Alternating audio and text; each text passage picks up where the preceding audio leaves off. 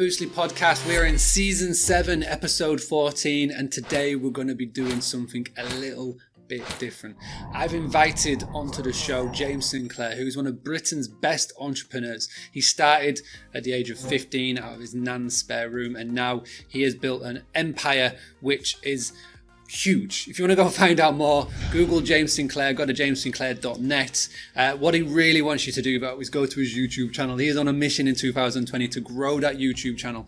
I think if I could compare him to anybody, he's the Britain's version of Gary Vaynerchuk. If you don't know who Gary Vaynerchuk is, then just go check him out. But he gives so much value, content and advice away for free on that YouTube channel, and he's really trying to grow it from the 3,000 where he is now to 10,000 plus. So please go over to YouTube and subscribe to his channel. Today we're going to dig into a whole host of issues and topics, including why business owners should be taking note of politicians, which is an interesting one, seeing that it's the general election coming up very soon in the UK at the time of recording. We also delve into why you should sack yourself from your business. He goes over why he wrote about certain topics in his books, as well as many other things. This is one that you should not miss. And although it is not hospitality related, I think any business owner can get on this and they can learn something. Before you do leave, go rate, review and subscribe to the Boostly podcast. I appreciate every single one of you for tuning in. But without further ado, let's jump in and have a chat with James Sinclair, the Millionaire Clown. By the time that this goes live, your new book will be available. Is that right? Which one is the new book? It's already out. This one. Getting customers. Tell me about getting customers. Tell me about getting customers. Break that down. Well, the full title is called Getting Customers Easier, Faster, and for Less Money Than You Ever Thought Possible. Because in the world of LinkedIn, Twitbook, YouTube, TikTok, Bizzity Bop, Instagram, and all of this, I think most business owners that don't understand the fundamentals of marketing become very lazy, i.e. they put something on Instagram, they post something on any social media platform, and the results they're getting are not the results that they would dream of getting. So I wanted to write this book to give business owners the fundamental basis of marketing. So if you understand the policies in here, you'll be able to get a far better response from your posting on the media. So it teaches about the method of marketing that I believe to, which is market, message, media. And I believe people have forgot about their market, they forgot about their message, because media is so freely accessible. They're just posting stuff without any real understanding of marketing. We talk about copywriting, how to write the best copy to get people to take action. Actually, what is call to action, and some of my best call to action stuff that we put in. Basic business, there's a whole chapter on basic business, understanding average customer value, lifetime value, transactional value, why you must market, why customer service is king, and why product first and marketing second is the way to go. Because you have these two extremes. So you've got people that just market really well, or these guys that have a great product that don't market. So you've got great marketing, terrible product, or great product, terrible marketing. All right. I love that. And a nice little pitch for the book. You can go get it from any good bookstore, and the bad ones as well. But what I want for you to do, take us back now to when you were 15. How old are you right now, James? 34. 34. So just over 15 years ago, you were 15 in your nan's spare room. That's when you came up with your first business idea. What was it? And what was the biggest lesson that you learned in those first few years of having a business at just 15? The smart thing that I think I did, and early enough, this was, it got into my head that you've got to build a business that has instant cash flow. Now, it might not be profitable, but it's got to, from day one, have some form of cash flow. And I think all startup entrepreneurs need to understand that the first business that you do might not be the one that you really want to do, but the first thing that you do has got to give you some basis of understanding that you've got to bring cash in, pay some bills, and keep some back to invest into the things that you really wanted to do. I always wanted to own visitor attractions, Mark. It was something I was passionate about doing, but I realised at 15 I couldn't go and open a theme park. I didn't have the capital to go and do it.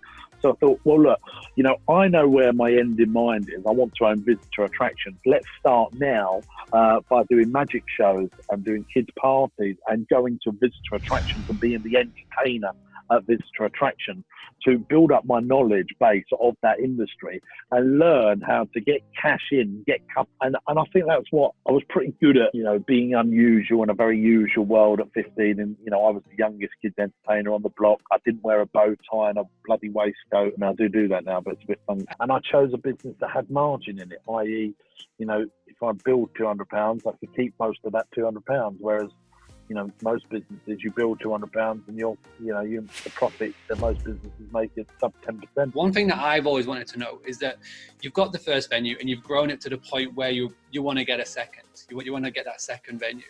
I want to just go back to that sort of mindset, to that point. And what is the one bit of advice that you wish that you had received at that point before going from venue 1 to venue 2? And obviously you've learned loads because now you've got loads and loads of new venues. But what is that one bit of advice that you wish that you had received going from property number 1 to property number 2? I think people need to understand how much money they actually want to make to go into their personal bank account and not keep growing a business just for ego's purpose. So if you think, right, I need to just, I want to make 50 or 100 or 20,000 pounds to live the life that I want to meet, that I really want to have. Do you need to go and open that second business? Could you just get another 50,000 of revenue out of the existing business to make that money that you want to make? Most people think that opening a second venue, a second restaurant, is just going to double your profits. In reality, it can be the other way around because you're splitting yourself across 2. I don't think having 2 is a great place to be. I think you either have 1 great restaurant or 20 great restaurants. I think 3 or 4 is just, history tells us that those people usually reverse and go back to having 1 again because they can't afford the middle management to go and run it and stuff like that. Now, I thought it would be easy, and it wasn't. The only reason I got through was I didn't have a family, I didn't have a relationship, I didn't take any money out of the business. I carried on doing gigs at the weekend to live off of so the business could breathe. And we nearly lost it 2 or 3 times. And if you're not properly funded, it's near on impossible to get through that growth curve of becoming a multi-chain operator of anything, whether it's a dentist, doctor, shop, restaurant, hotel. It's very difficult. And that's actually why I wrote this book, The Experience Business. And this book is all about what you've just asked me, how you build a business with margin. Because if you haven't got margin, then you cannot sustainably reinvest back in the business. Give your what I call customer cuddles. There's a whole chapter in there called that customer cuddles, where you give, like Apple give you customer cuddles. When you go into one of the shops, there's always loads of staff around, so you don't ever have to wait to see someone. That's a customer cuddle. But this Apple iPhone, it costs them £100 to make. They sell it for £1,200. There's £1,100 worth of margin in there, so that you do always have the best shopping experience. If there is a problem, you can go and speak to Apple on the phone. Are fantastic. You get a Genius bar appointment, they sort it out. One of my earpods wasn't working, they just gave me a new one, and I thought, this is fantastic, but you pay £250, whatever it is, for one of these earpod things, and that it's probably cost them £15 to make that. So, I just think they're fantastic for giving me back. But when you've got a low margin business, you're very profit and loss protected. So you don't go and really look after your customers because you know that if you give them back something, you've lost your money. Yeah. So Disney are the same. Now, without going on for too long on this one topic, can you just delve into the sheep, the ox and the eagle and talk about why it is important for business owners to listen to this? And there's a difference between the sheep, oxes and the eagles. And the eagles are people that know what they want the business to look like when it's finished, have incredible vision, think with the end in mind, great at joint ventures. They're not control freaks. They think, how can I employ as many people as possible to do everything for me? The oxes are control freaks. They're always scared of delegating because they're control freaks. They're superheroes of their business.